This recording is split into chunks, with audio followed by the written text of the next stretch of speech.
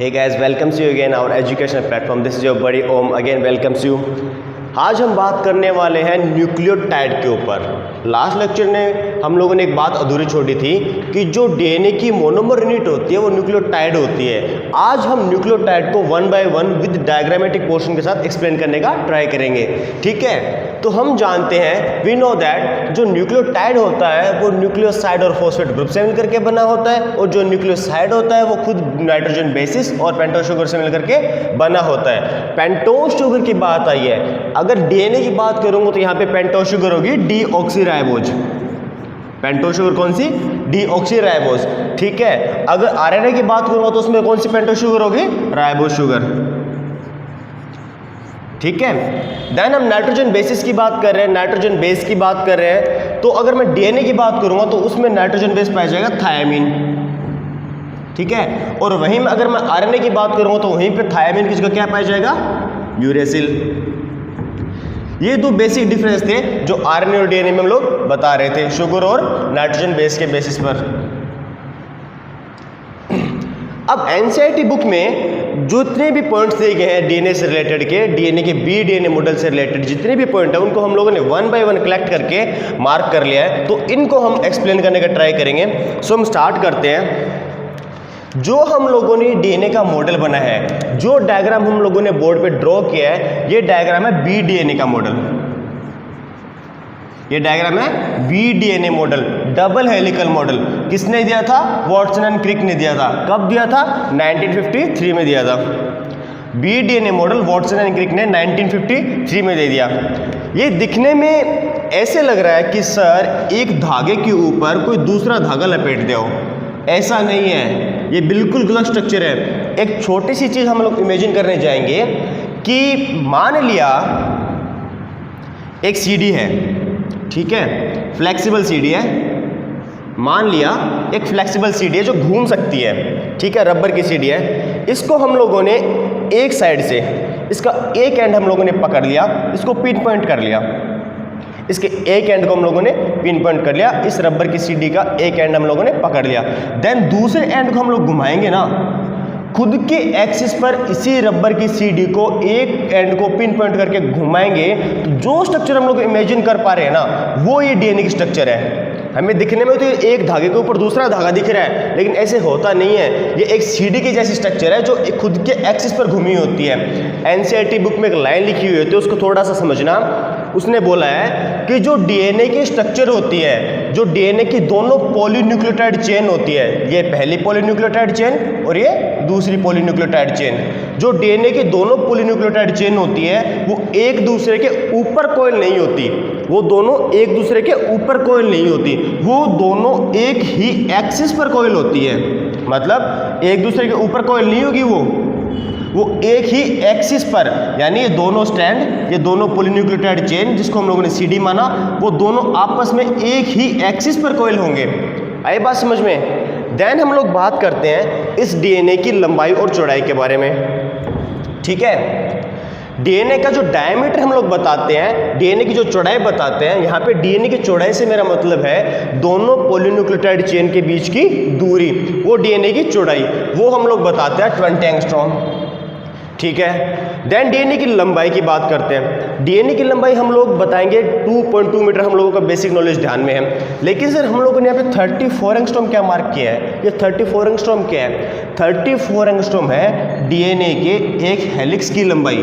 DNA के एक helix की लंबाई, डीएनए का एक हेलिक्स या डीएनए का एक घुमाव हम किसको बोलते हैं? हम वही सीडी वाला एग्जाम्पल के एक्सप्लेन करने का ट्राई करेंगे कि एक सीडी है, इसको एक एंड से पिन पॉइंट कर लिया, देन दूसरे एंड को हम लोग 360 डिग्री घुमाते हैं। पूरा दूसरे एंड को हम लोग 360 डिग्री घुमाते हैं। 360 डिग्री घूमने के बाद ये जो डीएनए का लूप जितनी लेंथ कवर करता है, जितनी लेंथ कवर करता है, वो डीएनए की लंबाई हम लोग मानते हैं, वो डीएनए के एक हेलिक्स की लंबाई हम मानते हैं, जो कि 34 एंगस्ट्रॉम होती है। सर आगे बात समझ में? डीएनए का डायमीटर बता दिया 20 एंगस्ट्रॉम, डीएनए की लंबाई बता दी हम लोगों ने 2.2 मीटर, और डीएनए की जो एक हेलिक्स की लंबाई थी, वो डीएनए की हेलिक्स की लंबाई हम लोगों ने बता दी 34 एंगस्ट्रॉम।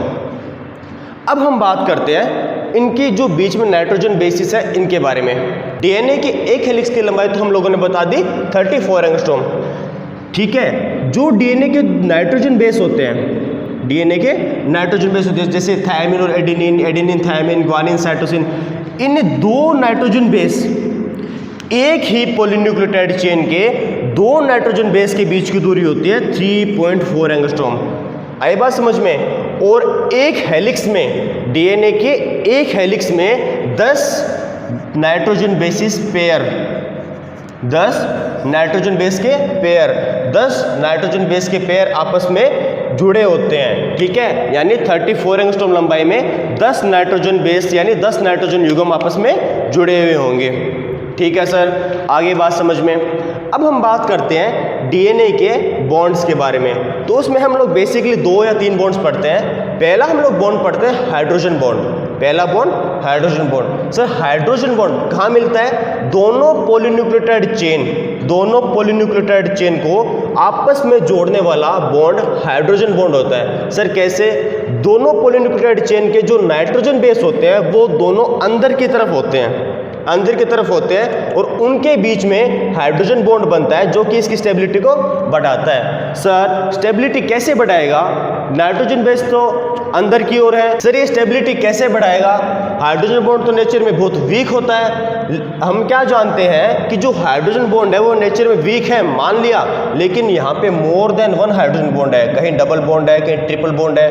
तो इन फॉर्म में होने की वजह से ये इसकी स्टेबिलिटी को बढ़ा देता है, थोड़ा स्ट्रॉन्ग बन जाता है। अगली बात आती है फॉस्फोडाइएस्टर बॉन्ड की। फॉस्फोडाइएस्टर बॉन्ड कहाँ पे बनता है? सुनना, एनसीईआरटी बुक बोलती है एक ही पॉलीन्यूक्लियोटाइड चेन के दो न्यूक्लियोटाइड,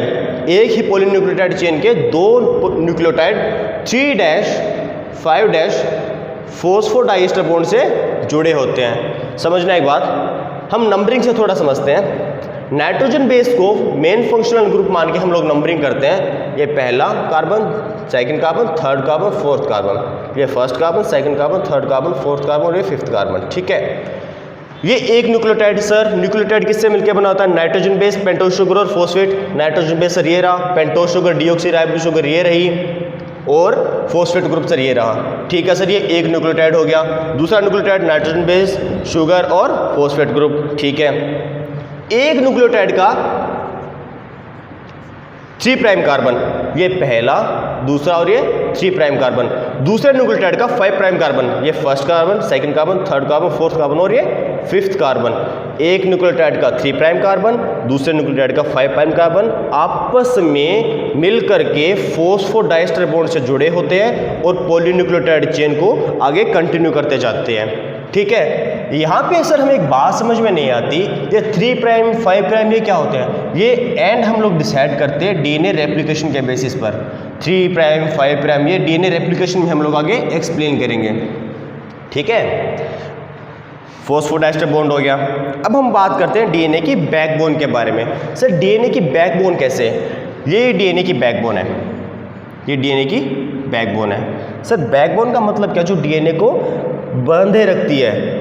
डीएनए की बैकबोन में हम लोग काउंट करते हैं पेंटोज शुगर प्लस का phosphate group, pentose sugar plus का phosphate group. Sir pentose sugar ये रही, नाइट्रोजन बेस साइड में रह गया, ये फॉस्फेट ग्रुप रह गया, ठीक है सर। ये बैकबोन बन गई। सर नाइट्रोजन बेस को काउंट क्यों नहीं किया?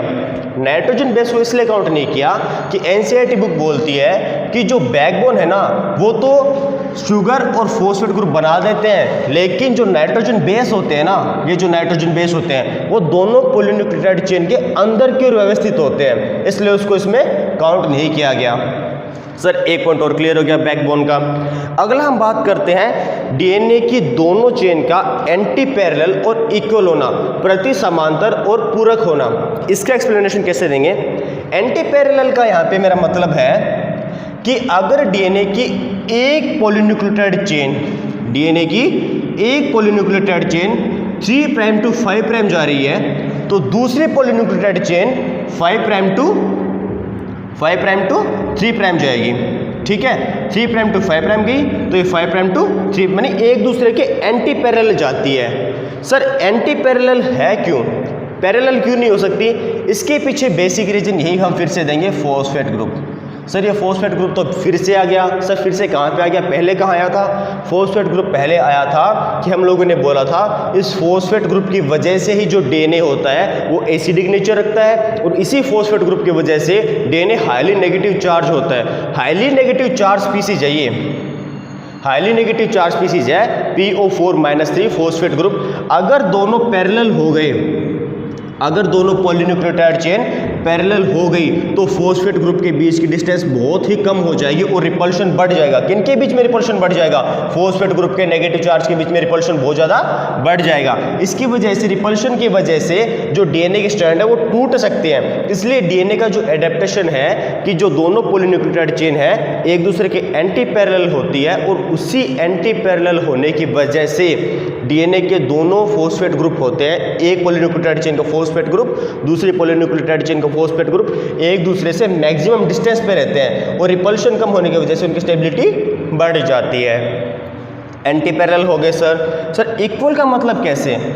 इक्वल का मतलब अगर हमें डीएनए के एक स्ट्रैंड का सीक्वेंस पता है, अगर हमें डीएनए की एक पॉलीन्यूक्लियोटाइड चेन का सीक्वेंस पता है तो हम डीएनए के दूसरी पॉलीन्यूक्लियोटाइड चेन का सीक्वेंस इजीली बता सकते हैं। इसका मतलब होता है इक्वल।